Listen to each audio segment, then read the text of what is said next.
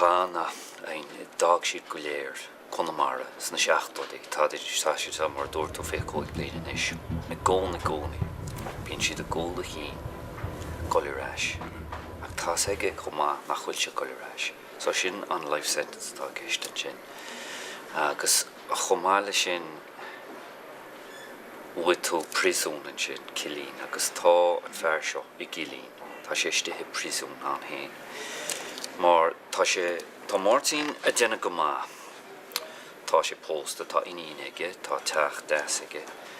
Ach tá sé míthóibh nach an hain istithe na chríomh.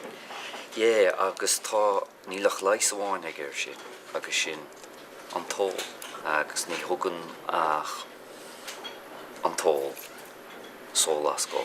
Is tó go bhfuil ana go haiscint am hain ar an saoil seo. Píos a beag, mar sna hochtódaí chuig mé hain an ón go London dan mé an rábhlíonn, bhí mé measc éarnach eile chuig mé go dtí Kilburn High Road le héad sin. So bhí sais ana gom ar an saoil sin. Agus bhí glór scéalte cloisteag an chumá, agus tá ansaíma go má. Mar is treiv iad na daoine seo. They're a tribe, you know, who are... They don't feel at home in London, and they never have. But if they were to go back to Ireland, they wouldn't be long there either. Well, it's a channel chuí seo. Nor bhíonn sé leis na lads eile, na bóchalaí ó Connemara, bhíonn sé lán sásta Donegal. Agus sin an teangabháil is mó tá ag siúd leis an dream eile. Ní mar jaall ar cártas, nó grá, nó rud a bith mar sin. Ach tá aige má bhúlann sé le git agus sé agus na lads eile agus Jackie ga go háirithe leis an Donegal, leis an Donegal fuisce. Agus sin an ceangal atá idir I héin agus na lads eile. Agus tá sé sin I déine andochar do.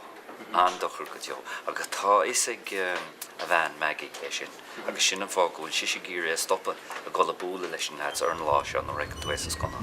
Well, cai mar rá. Go mar ham héin go gurn sé leis. Mar tá ein go bhfuil aber mis na héirnig go London is treib faoi lehiad. Ach má hagan tú na héirnig go agus sin taobhaiste go sin gailgóirí taobhaiste go na héirnig I London. Sin treib níos lú fós. So tá bearna níos mó idir na lads seo agus an chóphobal goitine London. Níos mó ná mar a bheith idir na gnáir. Agus sin rud sin an ansáis maidir leis an ghailge. Sin an ceangal atá idir an cóigur nó an Cheshire seo chumá. An the tie between the five of them. It's not just that they're friends, it's not just that they're from the same place. They have a secret language. I think Git is very gregarious. He doesn't necessarily need to assert himself, but if he had to, he will. There ain't no big job in Marble Arch. He's not even working. We got sacked off the last job because of him. One is, Jap is has great courage. He's able to go here, there, and everywhere. He can break ice where, you know, Git wouldn't. So Git gets a lot of enjoyment out of the company and the bravado, say, of someone like Jap. We would look at a scene, and every actor sees it from their point of view and their angles and all that, and then we'd go in the morning and Tom would give us his idea of it, and that would put a completely different pattern on it, and we'd run it once or twice, and then you get secure in that. And if you didn't get secure in it, he would just say, well, come and talk to me, come and talk to me. Yeah. He would indicate very, very quietly to you the part of the character you're not getting out and what he wants to see. He wants to see this, you know. And every actor would have certain reflexes immediately, like, you know, I always hunch my shoulders, I go like this, you know, and all that kind of stuff. And he said, no, I don't want to see that, you know. You don't want to see that at all, you know. No, don't do that, don't get furtive. Mar bhí mar ag obair oscéal agus an sin bhí mar ag déanamh a lán obair ar na rairicina agus na rairicina bhí an tábhachtach. Agus bhí an obair sin an tábhacht ar fad. The concentration is like 200 times what it would be if we were working on Osbearla. An himúil ar fad. Mar Neil Loch Gaelga an Scoil agus. Mr. Fresh. Agus mar jaall ar sin tá sé an Jackar bheith ná dúrtha sa teanga. So bhí oring a lán ebre a dhéanamh an rud sin. Níos mó, I bhád níos mó ná mar a bheith an scanán I Maryland. Agus uanta I Maryland ar a bhfuil tú déanamh na líonta deardan eistóirí, tá sé ceascaileoiris, no, ach sa scanán seo tá muid írig na líntaí a ríist agus bheith anádúrtha agus gúil siad ag teachtas an intin. Níl muid ag labhairt. There's a sense of, that they work for the enjoyment of the next day and the pints. And they work for that lifestyle. They're not addicted to alcohol in a way that sometimes it's described. I mean, they're drinkers, but that's where they get their freedom. It makes an alien place more homely, Singh says the same thing about the Aran Islands. He says that these people need the poaching sometimes,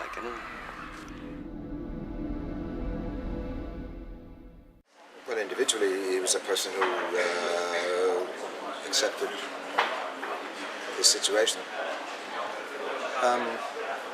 which is normal enough, I think, for an emigrant in London. It's a new life. A lot of people know they're going to stay here, but I think he's a realist, and it's very normal as well for Irish immigrants to think they're going to go back to Ireland sometime. But at some stage he has seen that that's not going to happen. I had a line just this morning when I said to my son, do you ever think about home? I mean, Ireland, home to the parents means one thing, home to the first, the next generation means something different. It's quite hard to define where you're from, in a way. Okay, we'll always be from Connemara, our characters, but this is where we live. He's the Shepherd's Bush. Agus muintir Connemara close a Lord Gaelgin sa Torna. As is going to be over a building agent a teak show. Well, you're all saying size optional immigration answer. Dennis Chafshi and so as close as goes out in Ella. Near the reactions near Gogam Hill young so. Bhí sais míiste ráide buint leis na daoine áide seo, muintir Connemara. Siúnéirí, skilled tradesmen, screening me at the hat, hanging doors, a Lord Gaeilge atra hain. Stíor fábéidir gur mac agus áir agus mac agus marsin do. I was very pleased with the film script when I read it, because he had done with it what a film can do. So it's out and about. It's more daylight. It's more youth.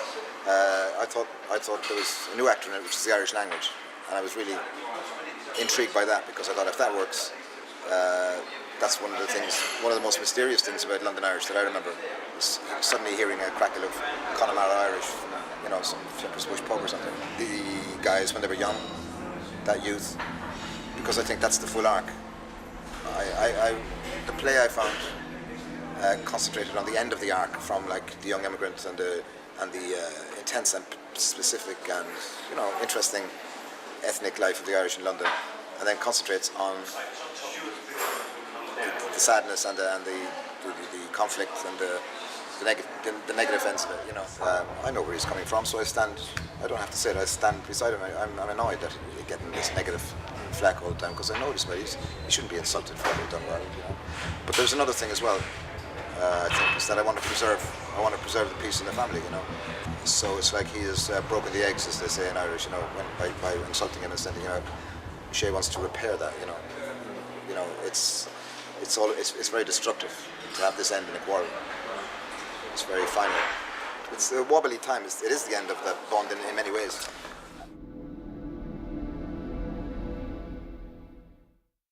He's kind of left, I suppose, the old country behind and his old friends behind in a way that he like 15 years ago, he set up in his own business.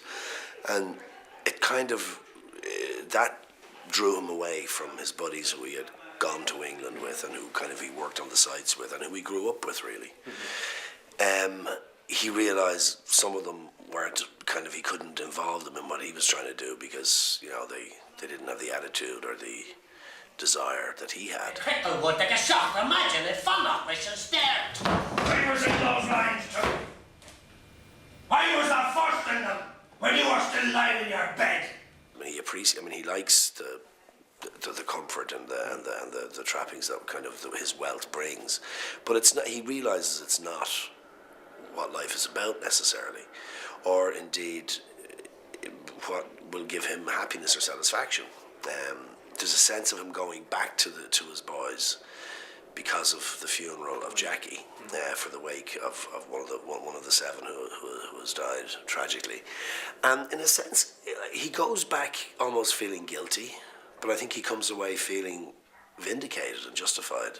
I guess because he hadn't seen them for so long, there's an element of doubt within him about what he has chosen to do with his life, and I think by going back and revisiting, or at least seeing where his buddies have ended up, in a sense, gives him a feeling of value and justification. Talk.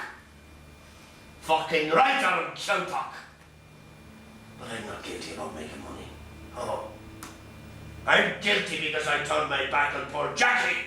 In the course of the film, Joe is castigated by some of the boys about employing, you know, Croatians, Latvians, whatever, and I think that's a really interesting point. That it's a very sore point because I think the Irish people over the last 10 or 15 years have shown a very ugly racist side of their character in relation to, whether it be Africans or Bosnians or whatever coming into Ireland, and it's the usual arguments, which are always misinformed and not accurate about, oh, they're taking our welfare, they're doing this, they're doing that. There may be a very small element of that, but you just have to look at the fact that these people were not coming here when there weren't jobs here. They're coming here because there are jobs here. They're coming here because they want to work. And it's the same way as we went. When there were no jobs here, we had to go abroad for jobs. And I think Joe has kind of taken this on board and said to himself, well, these guys are here because they want to work, and they want to work, so I want them to work for me. No paddies. No paddies in over horse. It's getting five in. And that's, I think that's a good thing, and he's got a very open mind about that. I mean, he doesn't have that, but yet he's blamed for that because he's not just hiring the boys, The guys have been great. I mean, it's a great cast: Brendan Conroy, Donald O'Kelly, all the boys, Barry Barnes. They've done a wonderful job with, and there's great understanding there, and I think a sort of an affection for these characters that they've all brought to it, and they had, because I've been busy with other things, I kind of walked in a bit late, and they had already kind of come together, and it was wonderful, the kind of the palpable atmosphere you got off these boys when they were all sitting around together. Well, it was kind of difficult because my Irish, I'm probably the weakest of all of us. In fact, I know I am in terms of speaking as Gaeilge. But I had my sort of school Irish and to fall back on, but it's a long time since I've had any even remotely simple conversations as Gaeilge. So it was a big challenge for me, and I was very fortunate. Mairead was here from the get-go, and she really helped me enormously especially with the Connacht pronunciations of, where I would have said Manaw.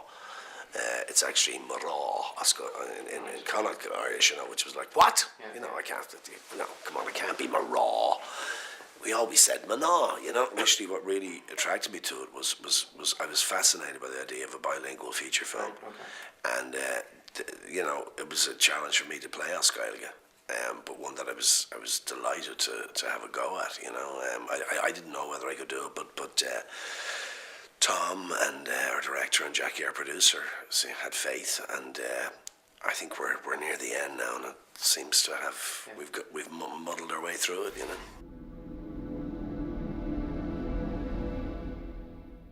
Jap and Git have lived for a long time together, like some sort of odd couple, A relationship, I think, that's not that uncommon among Irish in particular. there's a sort of a mutual dependency going on that's alcohol fueled for both. But obviously in the story of Kings, things come to a climax, to a crisis. We'll talk quick for the kate. Not what I told me. A crickle would exact the imagine. A fornication start. I was on those fucking lines too. I think Jap is probably the last to, if you like, let the grief affect him. He has a macho tendency to deny any feeling of remorse himself and for any, responsibility for Jackie's suicide. He completely blocks out that is a suicide, but he knows deep down, and he admits at the end, after a lot of Guinness and a lot of whiskey, that he knew all along. Jesus. You sound came fogger tussa and choir master and all on Joe.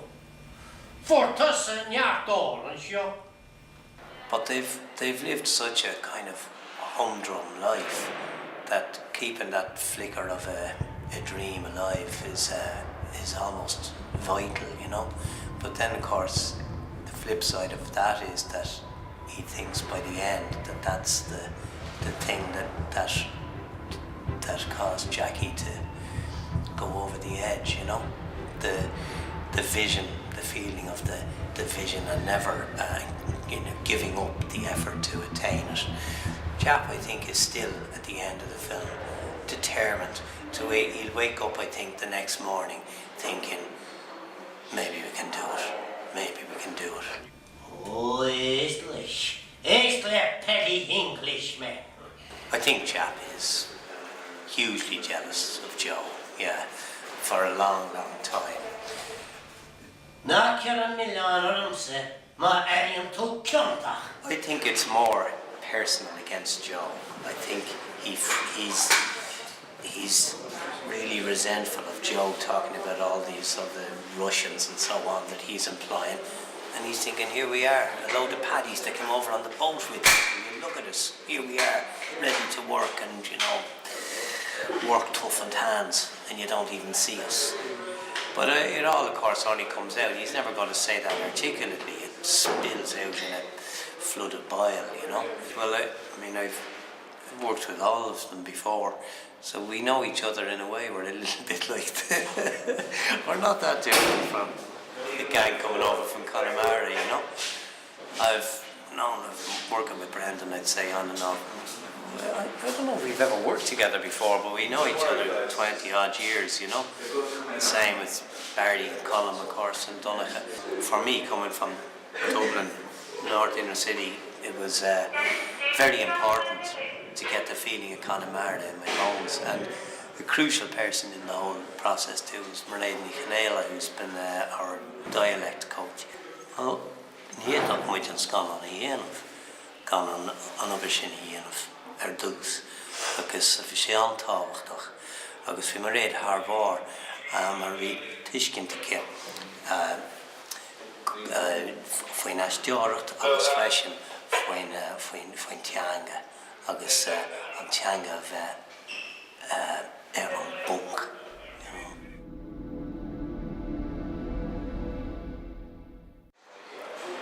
I know this character, and I know him personally, and I've had friends in that situation. I went to school with him, and I hadn't seen him for maybe 10 years.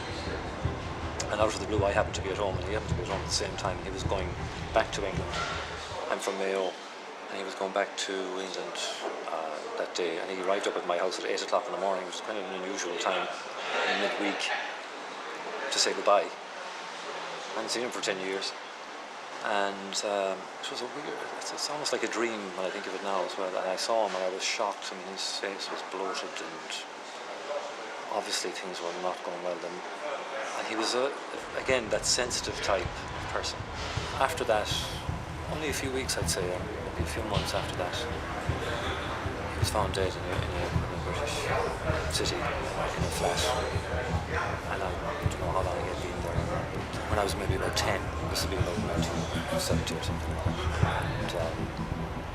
And weren't the only people who had their phone in the town at the time. They weren't that common. still at that point, and we had a shop, so people would know our phone number in our house. But I was at home at Christmas one day, and there was nobody else in the house at the time. For some reason, I answered the phone, and somebody was on from a pub here in Kilburn. I didn't know who it was. He was in a pub, obviously. He was drunk, obviously. And he just said, hello, I just wanted to talk to somebody in Kilkelly, and I can still feel that. I feel a real connection with that, you know. So rud bhailm sé columnish ná, aber gomach sé seo ar fáil in áitchaí cos le leis an Bolin, Poland, Lithuania agus na háitchaí seo. Agus gomach siad gomach sé cinál I didn't go maich mar idir as na picturean. Go bhecinn siad an scéal hain, scéal seo na héan mar ceapan hain go bhfuil mar feiceann sé níos mar bhí men seo aber Gemini noch hain. Agus an trá sin nuair é ceall aber na lads tíocht an na síomh tógála bheachas agad láithreach gur éireanní a bhí antó. Ach an níos tá an cumí chéine orthú ach an níos tá si de cains Polonis. Agus ní blasnaí éan nach atá. So san scéal chéine é dó siúd stúine. So bhráile bhí me ag bhráile den éigen nniu le bheith se go deas amach muid ar LHG léad seo sa Bolin ag caint fin sconán seo.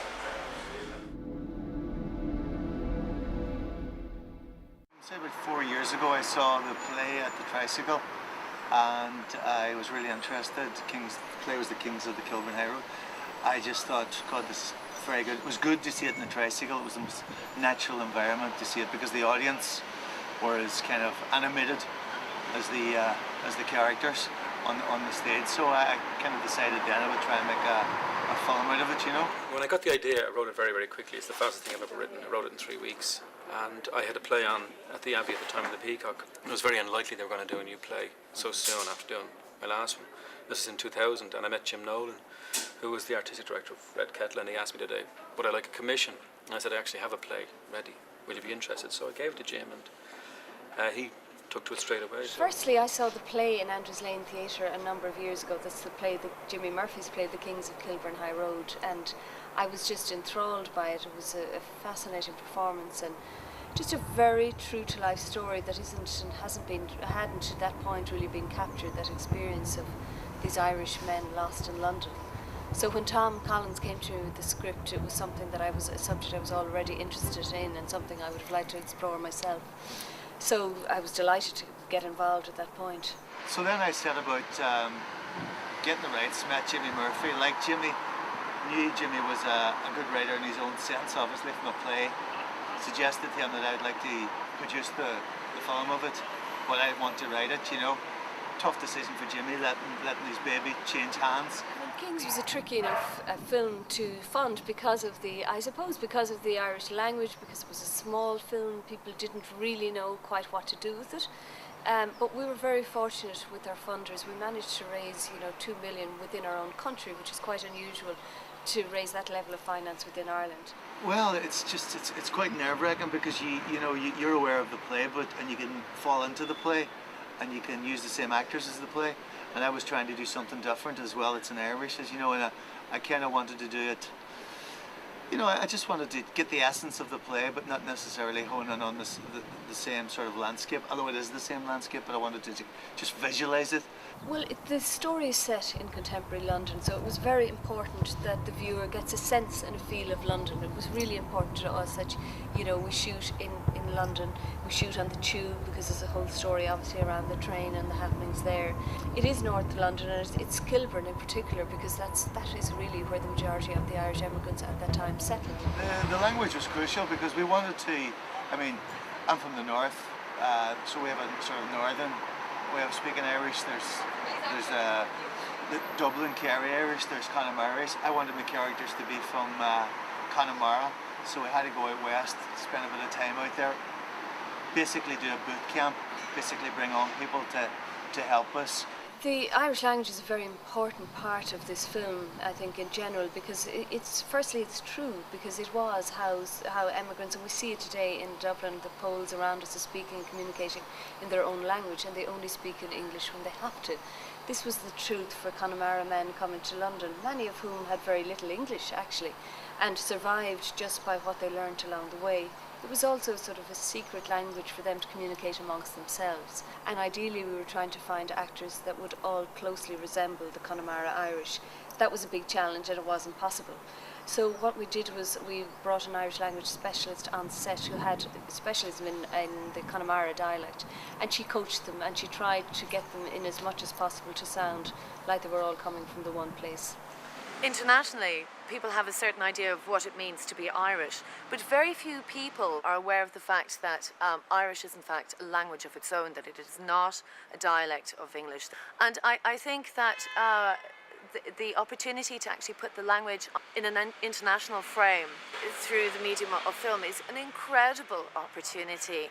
It was a very exciting challenge to try and bring the Irish language to the big screen. It hasn't been done that often before. There's been some other examples, but really this is the most sort of contemporary example in Ireland, and the thought of bringing the Irish language outside of Ireland as well, and people hearing this foreign language that they may never have heard before. I think it's something that's very exciting and really so healthy for the language. It's a wonderful, wonderful opportunity at last for it to be happening. I kind of like the notion in modern Celtic Tiger Ireland, and we allude to Celtic Tiger, that we are ignoring, maybe our own immigrants, we're ignoring the people that are coming in there that are going to run our buses and do our sort of inverted commas dirty work, and we as a nation sent all our young people out there in the 50s, 60s, 70s, even the 80s to do that. I can't think of the resonance. I'd like people to watch it and say, well, is that the modern day Romanian? Is he the modern, see the modern Paddy, you know? The thing about Kings is it's a very universal film, because the whole experience of immigrants and alienation and the loneliness that they experience isn't just common to one race. It's, you know, it's as relevant to Ireland today with the influx of the Polish community, the Romanians, the Latvians. They're all trying to set up home in a place, a foreign country, a place they don't, English isn't their first language. And we know that they're not finding it that easy, and we hope that perhaps maybe we're treating them a bit better than maybe some of the Irish were treated in London 50 years ago. We sort of thought we had a monopoly on immigration and songs of misery and, you know, whinging in a way. And now we see that somebody else has all that, and they're coming to our land with it, and we don't know how to deal with them, and it's uncomfortable for a while for a lot of people, but it's hopefully it will make other people realise, because some people are scornful to the immigrants, and particularly the ones who never made it back, and look down at them, that they might see what it was like and what it is like now for the ones at home today. It is a film, it's shot now, it's about the 70s, but it's about men now, and I think it's very contemporary. I hope that all those, I don't like the word issues, but things that affect young men now, affected young men there. In fact, ironically, probably worse.